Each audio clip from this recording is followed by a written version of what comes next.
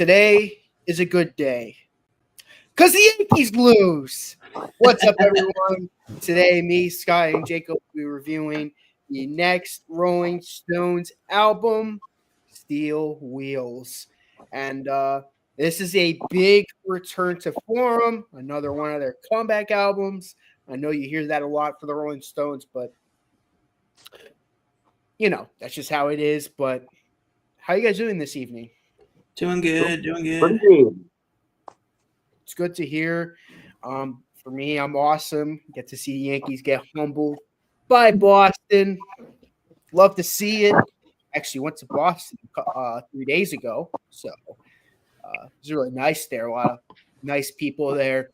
But sports aside, very, very looking forward to talking about this album, Steel Wheels. I mean, what are you guys' thoughts on this album? This is like a return to. This is like supposed to be a comeback album. All right. I guess I'll start. I did not care for the previous two Rolling Stones albums. Undercover was a dreadful album, and Dirty Work wasn't much better either.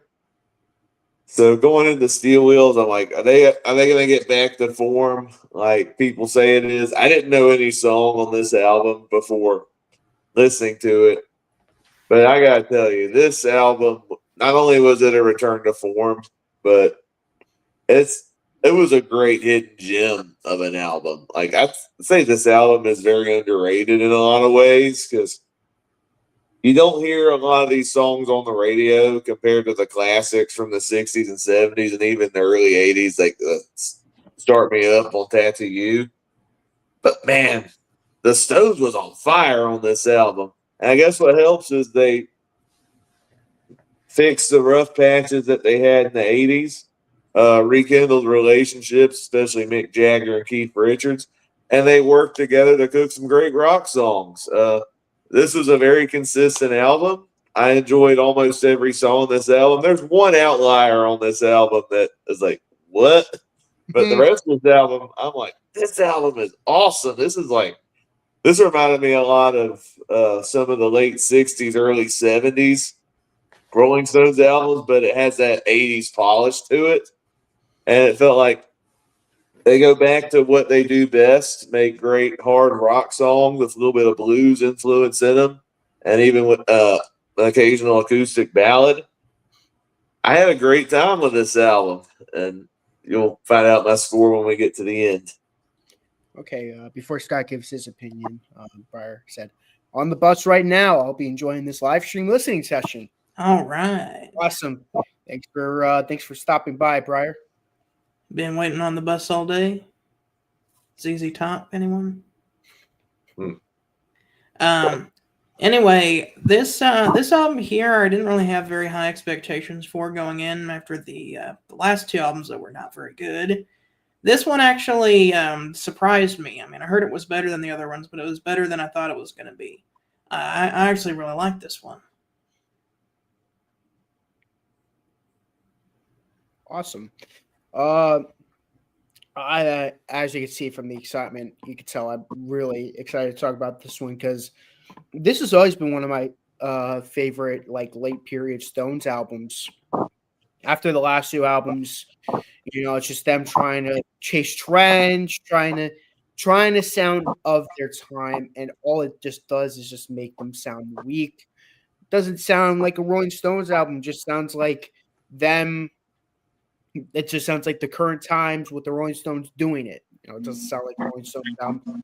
This has that authentic Rolling Stones feel that made those late, like Jacob was saying, that early 70s, late 60s sound that we all come to love from the Rolling Stones. But without further ado, let's talk out the very first track, and we are now getting into the CD age, so we are no longer talking about side one or side two.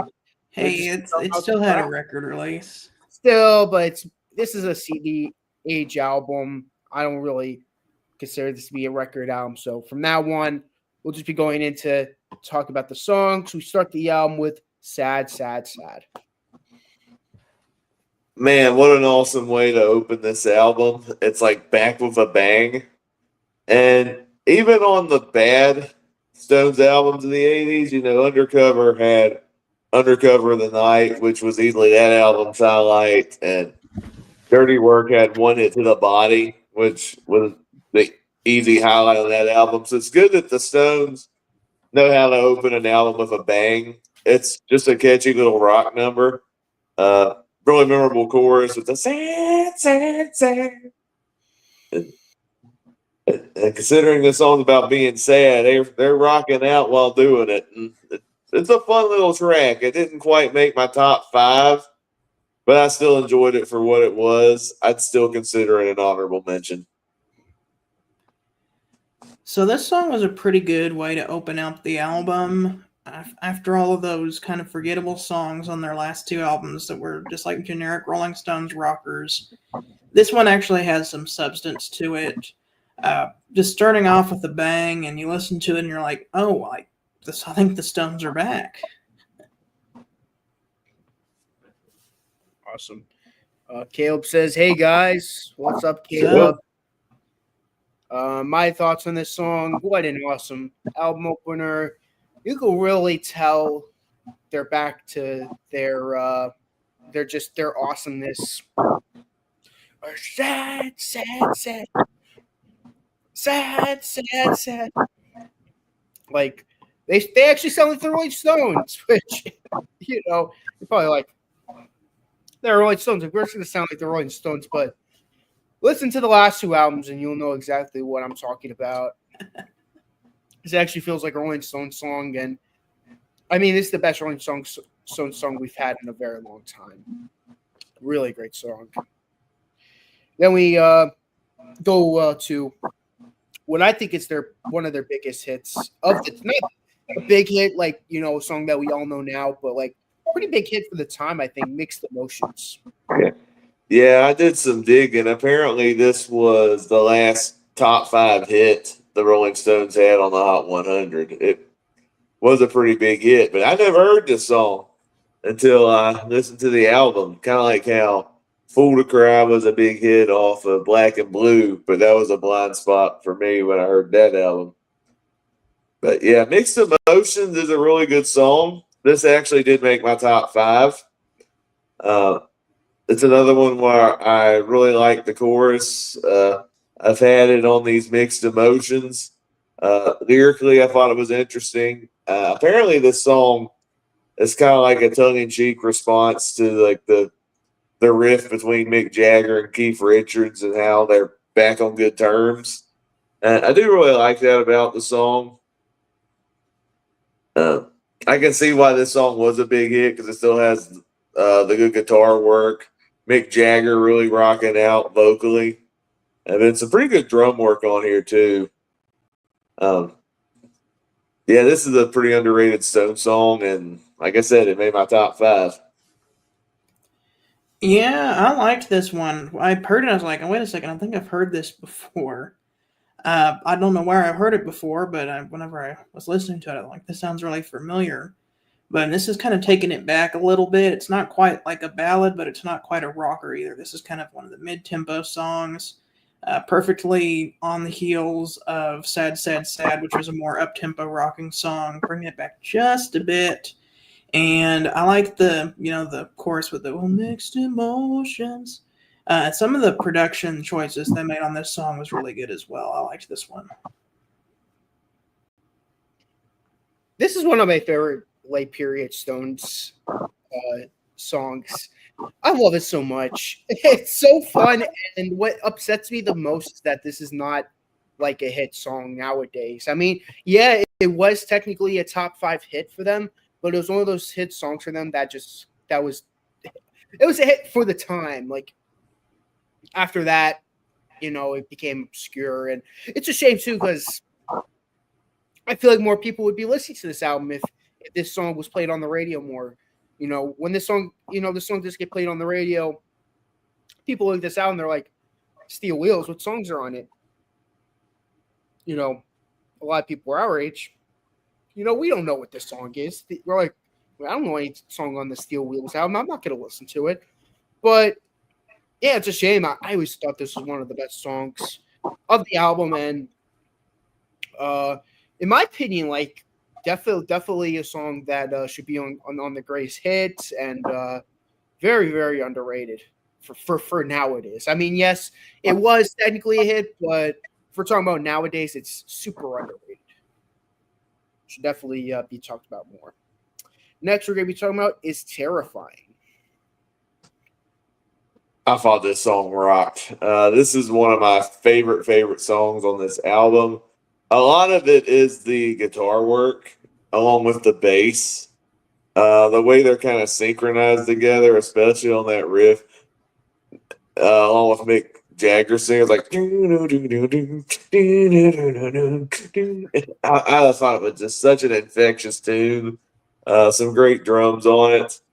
I think that I listened to this album twice, and the two times I listened to it, I'm like, this is the biggest earworm on the whole album, especially on with its production and the lyrical content too. Even with, I think even Mick Jagger says like a really corny line on there, like he says like "horny as a toad" or something like that. And I'm like, oh no, this is like that Awful Doors song that we talked about on our series, but not near as cringe in the context of this song. But like I guess I actually really enjoyed the groove of this song. And it's easily one of the highlights on this whole album. I don't know if this was a single or not, but it should have been a big hit because this could have been like a great late career smash for them, but sadly it wasn't. You want to know something funny? I didn't love this song. I thought it was all right. I liked the that riff that Jacob was doing there. It was pretty good. But other than that, I thought it was kind of just there. This is one of the ones I didn't like as much on the album. Like, it was still all right. Still a lot better than most of the stuff they were doing on their last two albums, but it just wasn't as memorable for me as some of their other stuff on here. All right. My thoughts on this, I'm going to agree on Jacob. I love this song as well. I mean, I could get why Scott isn't crazy about it. It's not like one of those songs where it's like, you know, it's not one of the like technically great songs of theirs or innovative or anything, but it's one of the songs where it's just rocking out. And I miss this from the Rolling Stones. You didn't get any of this on the last two albums. It's just them trying to be of their time. But this, it doesn't sound like those last two albums. It actually sounds like the Rolling Stones. And I just love the Rolling Stones when they just rock out. It's such a treat after the monstrosity that was the last two albums, especially Dirty Work. It's just like just mindless, boring stuff. And this, I love this. It's always been another one of my personal favorites off this album, if you ask me. Then we get to the next song, "Hold On to Your Hat." I wonder if this inspired in the movie Jurassic Park Samuel L. Jackson say, "Hold on to your butts." Bad movie pun aside, I had fun with this one. It is a catchy song. I liked the groove and rocking nature of the song. I don't think it's one of the best songs on this album, but I enjoyed it for what it was. This song is corny. It's stupid. Hold On to Your Hat. Again, still better than all that stuff they were doing on their last two albums. Well, the more boring stuff. I like One Hit to the Body and I like Undercover the Night. But some of this song got a little too ridiculous, or it was like, get up and adjust your crack in your butt because you were sitting on the fence or something like that. Whenever it got to that line, I was like, what? What did he just say? I'm like, is that actually, did he just say what I think he said? And I looked at him like, yep, that's a line. That's definitely a line there. But it was musically all right. I don't know. This is another one I didn't like. You'll find out most of the songs that I really, really like are on the second side of this album. That's another song I enjoyed. Not one of my favorites on the album, but it's another song I enjoy. It's like he still got them rocking out. Um, it's not again. It's nothing like again. This is like a part of their career where they're not doing anything innovative at this point, but still really fun rock stuff for me. Now we move on to Hearts for Sale. This one made my top 5 also. This is one where I was just hearing the guitar work and I was like, oh man, Keith Richards hadn't done anything this cool guitar wise in a long, long while. And it was awesome hearing that. The chorus was great. This one was such a banger to listen to. And it's one of my favorites on this album. We haven't had a riff this good since Start Me Up. I'm telling you, this when you hear the guitar on this one, you're like, okay, so Keith can still write good guitar riffs here. I don't know what's been going on with the last few albums where the guitar riffs are just forgettable, just going through the motions, but he ripped a good guitar riff here at the beginning of this song. That kind of goes throughout the whole thing. This is one of my favorite songs on the album. Probably my favorite song on the first half of the album too. It's really cool. I thought this was another pretty good song. I don't think it's as good as the first batch of songs that we were listening to in the beginning of the album. Yeah, this not as good as the first 4 songs on the album, but it's good. I mean, I agree with Jacob. The guitar work is pretty great. I can see why this is in his top 5. There are a lot of songs that could be in my top 5, but were in my top 5. Yeah, I really like the song. This might sound like a cheesy name for a song, but next song, Blinded by Love. Yeah, this is another one I really like. This is one of the acoustic ballads on the album, and it's cool hearing that style again on this album. This kind of reminded me a lot of something you'd hear, particularly on Beggar's Banquet, which I really appreciate. Speaking of Beggar's Banquet, I didn't catch this when I first listened to the album. If you dive deep into the lyrics, this is the whole song is a retelling of a Bible story. They previously did that on the Beggar's Banquet album with the Prodigal Son song. If you look at the lyrics, it's about Samson, and he was blinded by his love for Delilah, and that got him in a lot of trouble. And it's cool that they did that in the song. The chorus in it is pretty good. Didn't quite make my top 5. I don't think it's near as good as their other Bible-based song they did in the late 60s, but still really enjoyed it. Thought it was pretty good. I like this one. This one has that Rolling Stones ballad feel. Particularly, sounds like it could have fit really well on the second side of Tattoo You. All of the second side of Tattoo You is pretty much like one after another of Rolling Stones, like good ballads, and this would fit right on there. I like this one as well. Okay. I love this song. This is in my top 3. I mean, I really, really, really love the acoustic feel of this song. Definitely one of the best songs on the album.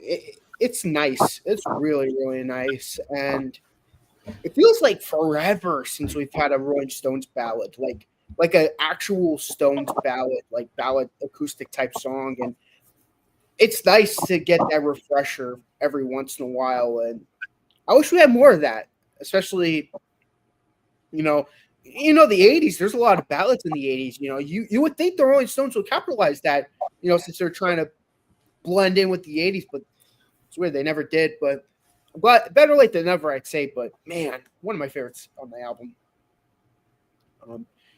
Now we start the second half of the album with Hard Rock and a Hard Place. And no, don't mistake it for the Aerosmith album. Yeah, that definitely was not one of their best albums, but At least that album gave us Lightning Strikes. That song's pretty underrated. But Rockin' a Hard Place, the Rolling Stones song, this one made my top 5. This one had probably one of my favorite choruses on the whole album. Between a rock in a hard place, between a rock.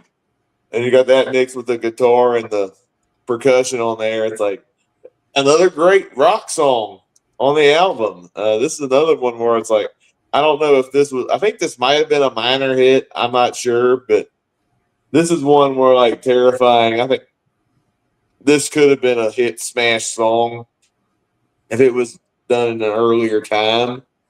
But on this album, it's another great underrated hidden gem on an already hidden gem album. This one was awesome. I like this one as well. This is another one of my favorite songs on the album. The guitar riff is infectious. It kind of reminds me of an Elton John song that we're going to be talking about on Thursday. That's the first song on the Caribou album, but more on that when we do that review. The guitar riff is very similar. It's fun, has a good chorus. Yeah, this is honestly one of the best Rolling Stones songs we've had in a while.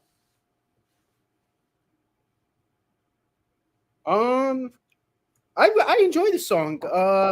I don't think it's as good. In my opinion, it's not one of my favorites on the album, but it's another enjoyable song. I mean, to be fair, I don't dislike any of these songs on this album. This is, again, I really enjoy this album, and it's good. It's a nice rocker, but it's not like, it's not gonna be on my like to-do list of songs that I have to listen to, from the Rolling Stones. But on that end, I still really enjoy this song. Now we move on to Can't Be Seen.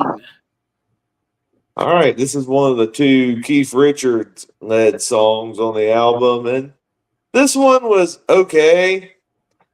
There wasn't anything about the song that blew me away or anything. I think Keith Richards sounds fine on it, but I don't think this was one of the songs that really stood out to me. It's not the worst song on this album when we get to that one in a bit, but I thought this one was just okay. It didn't like do anything to blow me away or anything. I'm surprised at how much I liked this song. I thought this was one of the best songs on the album, honestly. When I was listening to it, I was like, this is really good. But then I started thinking, who is this singing? This doesn't sound like Mick Jagger. Is this Keith Richards? But I'm like, it sounds different than Keith Richards, too. Sure enough, it is Keith Richards. He was singing in a different voice on this one, which was really cool. It was a pretty good song, and I like there's some cool synthesizer on here as well. Yeah, I enjoy it. It's in my bottom 3, if I'm going to be honest. It's not one of my favorite Keith Richards songs either, of the ones he's singing. It's fine. I enjoy it. It's a song that I'm like, it's pretty good. Still them rocking out and all that, but it's not a song that I ever go back to, if I'm being honest. But now we move on to Almost Hear You Sigh. This is the other ballad type song on this album, and I thought this song was awesome. This is one where I enjoyed the lyrical style on this album, the way Mick Jagger was singing it. I infamously did not like Angie because the lyrics of him singing to this woman sounded really phony, and it didn't really lack much emotion in it. I didn't feel that way on Almost Hear You Sigh. I actually bought the way Mick Jagger sang this song. And I guess that shows you how much he's matured and improved as a vocalist since in his prime, which I do really respect that. I think production-wise, this song reminds me a lot of Beast of Burden. I don't think this song is near as good as that other song, but it kind of reminds me a little bit of that, but in a more ballad form. I do really like that about the song. It's a little bit slower. It's a really good love song. and it's one of my favorite songs on the album. Another pretty good song. I like the ballad here. This kind of reminds me of Tops from Tattoo You. That and Heaven. Those are both on Tattoo You, kind of those Rolling Stones ballad type songs. I thought it was really good, and it's one of my favorites on the album. I'm gonna have to agree. Another great ballad from the Rolling Stones. I don't think it's as good as "Blinded by." I don't think it's as good as that, but it's still a really good song. Um, Again, I wish the Rolling Stones did more ballads in the '80s because I feel like the Rolling Stones would have did a really good job at doing ballads in the '80s because it, they had the sound to do it, but I don't know, just decided to be mediocre for two straight albums. But I enjoy the song. Now here's a song that I know I'm probably going to be alone on: "Continental Drift." Yeah, Continental Drift. This is a weird song. Um, I'm not gonna put the garbage can up on it because I don't hate the song. I'm gonna have to applaud the Stones for doing something this experimental, doing more of an Indian style song. Kind of reminded me a little bit of when George Harrison did some of those style songs on some of the Beatles albums, like Within You, Without You on the Sgt. Pepper album. Uh, and I think those songs worked a lot better because of George Harrison's love for that culture, and it was shown through in some of those songs. This, I just didn't care for it.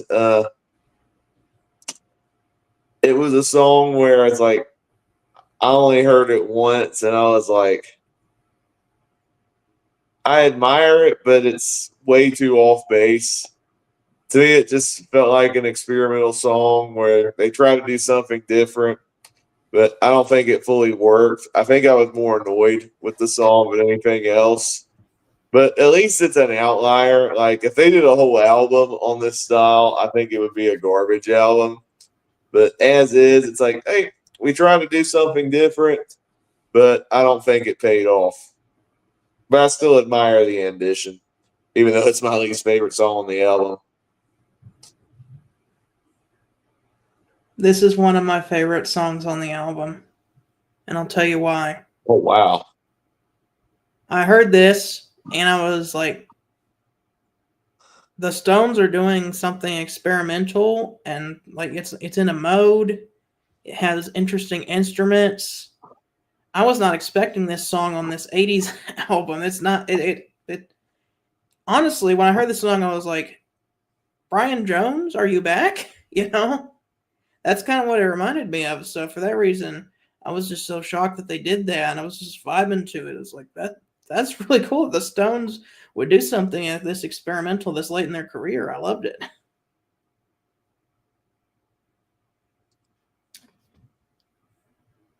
I love this song.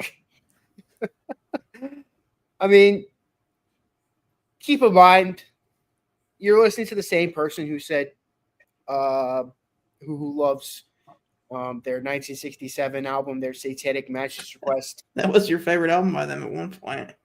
Well, I was more out of spite, but take what I say with the teensiest bit of salt.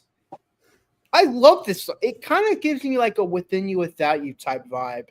I mean, I don't think it's as good as Within You, Without You, in my opinion. I mean, obviously. But it gives me that vibe, like that Indian kind of Within You, Without You vibe that I've always really enjoyed off the Sgt. Pepper album. And which means I'm pretty sure Jason would despise this song. But I love this. I love this song so much. It's cool. It's experimental, and I know Keith Richards probably hated making this because I know this had Mick Jagger written all over it because Mick Jagger was the one who was trying to get into new things and trying to freaking trying to do new things, and Keith Richards wanted to go back to the roots, and yeah, definitely definitely one of my favorites. But we follow that up with Break the Spell. This is another one where like Can't Be Seen. To me, it was just okay. I enjoyed it fine when I heard it, but I don't think it really stood out that great after listening to it. I do remember it had some really good guitar work on it though, and I would listen to it and enjoy it if I heard it again. But I would say this song, if you want to compare it to Before They Make Me Run, I guess this is for me the Before They Make Me Run on the album. Something I found out is listening to some of these 80s Stones albums Before They Make Me Run is no longer the most forgettable Rolling Stones song. This one is actually pretty good, though.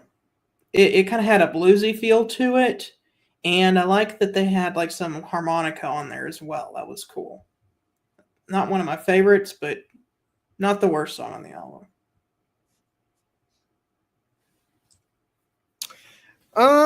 It's there. It exists. It's one of the songs on the Rolling Stones catalog. I don't really have much more to add, to be honest. It's just one of those songs that exist. Kind of one of those songs. We closed the album with Slipping Away. Yeah, we kind of like some of their other albums. We close out on a Keith Richards song. Of the two on this album, I like this song a lot more than Can't Be Seen. I think it's a really good mid-tempo song. I think Keith Richards fits well in this style of music. I really like the chorus. I know it didn't make my top 5. I do think it's a strong honorable mention and a good way to close out the album. I thought this was an okay album closer. I like the other Keith Richards song better. It was a good ballad, but it wasn't as interesting as the other song that he did, in my opinion. And it was kind of one of the more boring songs on the album as well, if you ask me. Kind of the same thing that I said with the last song. It's good. It's there. It exists. Definitely a weak way to close out the album. These last 2 songs. It's fine. Again, it's a good Keith Richards song, but definitely one of his weaker ones as well. I don't really have much more to say. Just kind of there. But what's our top 5 going to be? All right. Well, I do have some honorable mentions. They are Slipping Away, Blinded by Love, and Sad, Sad, Sad. Sad, Sad, Sad would probably be number 6. My top 5. Number 5, I'm going with Hearts for Sale. Number 4, Rockin' a Hard Place. Number 3, Mixed Emotions. Number 2, Almost Hear You Sigh. And considering some of the reactions earlier in the review, I'm probably going to be the only one that has this at number 1. But my number 1, Terrifying. All right. I'm going to have to start at the top and work my way down. Number 1 is definitely Rockin' a Hard Place. I really like that one. Number 2, I'm going to go Hearts for Sale. Number 3, Mixed Emotions. Number 4, I'm going to go with Can't Be Seen. And number 5, Continental Drift. And we'll put Almost Hear You Sigh at number 6. Okay. For me, my number 5, I'm going to go with Terrifying. Not my favorite song on the album, but I like I said, I enjoy it. It's pretty good. Number 4, I will go with Sad, Sad, Sad. Number 3, I will go with. Hold on. Sorry. I will go with Mixed Emotions. Number 2, I'll go with Continental Drift, and my favorite song on the album, Blinded by Love. Yeah, I was surprised I was in the minority on Continental Drift. I thought Nick would be the only one that liked that one. I figured I was gonna be the lone wolf. No, you were wrong. I liked it. I'm surprised too. That's why I said this is gonna be divisive. 'Cause Still I thought- not a top tier Rolling Stones song, but for this album and especially for this period, I thought it was really good. Gotcha. What's our score gonna be though, guys? All right, even with Continental Drift and 2 just okay songs on the album, I do really like this album. I'm going to give this a 9 out of 10. I thought this was a great comeback album for the Stones, and probably the first Stones album I've really enjoyed since Tattoo You. So, even with it only having one hit that's been forgotten in time, I think this is an underrated Stones album, and I think more people need to check this one out. I enjoyed most of the songs on here. However, my enjoyment of these songs was a lot less than, the Rolling Stones' best stuff. It's definitely better than average, so I'm going to give it more of a positive review. However, this still, I don't think, is one of their best albums. I don't see myself listening to this a lot. If I see it for a good price, I might buy it, but this is not a Rolling Stones album I'm going to be listening to all that often. Because of that, I think I'm going to go with a 6 out of 10. Hate to bring the score down, but 6 out of 10 is the score that I'll give to an album that's better than average. I like a lot of the stuff on there, but I don't really love it. Fair enough. For me, I'm gonna give this also a 9 out of 10. So here's the thing. I can't give any of these albums 10 out of 10 because, for one, these albums get too long because we're in the CD age now. It's going to get even worse. On the next album, Voodoo Lounge, it's just, I like these songs, but it gets to a point where it's like, you don't have to go through, you don't have to make an hour's worth of music. A half hour to 40 minutes is good enough, but they had enough space. They decided to take advantage of that, and that's how a lot of older artists are around this time, but it is what it is. Overall, I like this album. I give it an 8 out of 10. My favorite song is Mixed Emotions. That's a good one. That's a great choice. But what are our just final thoughts on this late 80s album? This will be the last album of the 80s we're going to be covering, guys. Well, yeah, the 80s, the Stones was a little rough. Emotional Rescue, decent album, not great. Tattoo You, pretty good. Undercover and Dirty Work, not so good. But then they came back out on top with Steel Wheels, which is an awesome album. So I've already heard Voodoo Lounge, but I'll save my thoughts on that when we get there. But the 90s is going to be interesting for sure for the Stones. Mm-hmm. Yep, for sure. Especially in the age of grunge. Oh, boy. The Stones have been around for 30 years at this point. And so listening to them try to be relevant in the 90s is going to be interesting. Yeah. As for Steel Wheels, pretty good album. Much better than those albums we've been hearing before, the Undercover and Dirty Work. I did not like those ones. Not as much as I didn't like Emotional Rescue, but still not very good. So I am excited to see what the 90s have to offer, but I'm not going in with very high expectations. How many albums do we have left of the Stones? We have Steel Wheels. I mean, not Steel Wheels. We have Voodoo Lounge next, then Bridges to Babylon, then the Bigger Bang, and then I believe Blue and Lonesome, I think, after that. Diamonds. Hackney Diamonds. I believe those are the last few Stones albums. Let me Only check. have 5 more. Let me check. I could be wrong. You know, I think that's right. I haven't looked at a Rolling Stones album in a very long time. Okay, so geez, Spotify.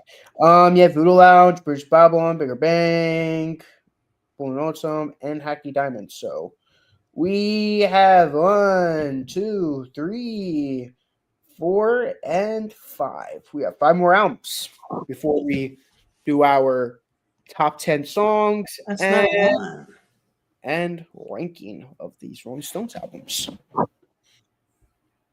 Wow, whenever we started, it seemed like there was going to be so many albums to review. Now it's just 5. I know.